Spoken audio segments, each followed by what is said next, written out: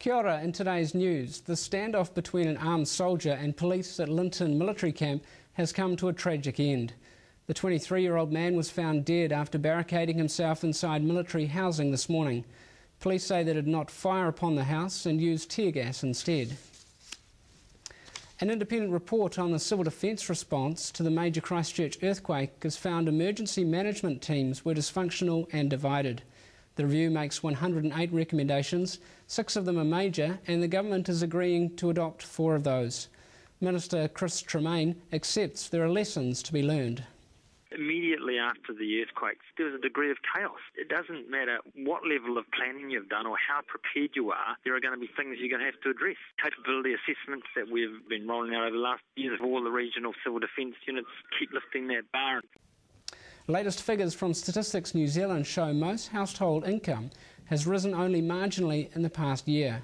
CTU economist Bill Rosenberg says that has led people to cash in their KiwiSaver contributions and resort to extreme budgeting. Bill's Dr Ganesh Nana suggests families need to keep expenses down. The world economy and the New Zealand economy has been through turmoil. The biggest economic centre in the South Island has been hit badly, and unfortunately it looks like it's going to be with us for a while yet. Boaties have been reminded that a 2 nautical mile exclusion zone still remains around the wreck of the Rena, and that those who breach that face a $200 fine. It's a year since the container ship hit the Astrolabe Reef off the Bay of Plenty coastline, and it's expected that parts of the Rena will remain off the Astrolabe Reef for at least another year before salvors can complete their operation. They are certain that any more oil washing ashore on the Bay of Plenty coast is not from the wreck.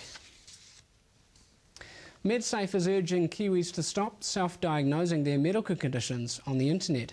Spokesman Dr Stuart Jessamine says a recent operation aimed at preventing counterfeit, illegal and substandard medication from entering New Zealand has highlighted the issue. These are prescription medicines because they have risks associated with their use as well as benefits. There is no quick fix for your health, and if you have got a medical condition or you're worried about your health, you really need to see your own GP. Mitt Romney will have to repeat his strong performance in the first presidential debate when round 2 takes place in a couple of weeks. The Republican candidate has been declared the clear winner of yesterday's debate in Denver, but Auckland University's Dr Stephen Hoadley says it's not a game changer. Romney's a newcomer. All he can do is carp and criticise. He doesn't have a plan. Some would say he doesn't even have a clue. Our plain cigarette packaging proposals are frustrating the International Chamber of Commerce and the US-based Institute of Policy Innovation, which claim it would breach intellectual property agreements and boost counterfeit tobacco products. But Labour's Ian Lees-Galloway says the corporate-funded entities should stay out of our sovereign business. Clearly, American lobbyists and business interests trying to dictate to New Zealand how we set our own health policy. South African police have fired rubber bullets and tear gas to disperse a crowd of 2,000 protesters at the Anglo-American platinum mine. Striking workers had reportedly blocked roads with rocks and burning tyres. The country's mining industry has faced a wave of strikes involving around 80,000 miners. Commentators believe Venezuela will see a close presidential election this Sunday. Although long-term incumbent Hugo Chavez has recently increased building projects, providing jobs and free housing to the poor, critics say he has undermined economic development. His opponent, Enrique Capriles, is promising to maintain the popular social programs while making the country more business-friendly. The UN Security Council has condemned Syria's border attack on Turkey, which killed 5 civilians. The Council is demanding an end to violations of international law and told the Syrian government to respect the territorial integrity of its neighbours.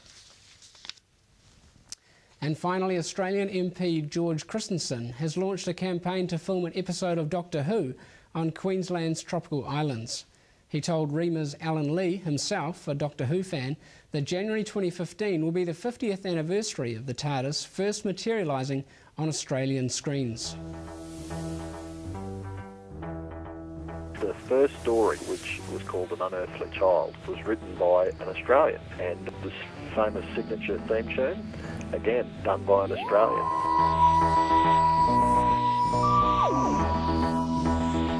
Tanuina karere matua mai te whare korero o rima, mauri ora.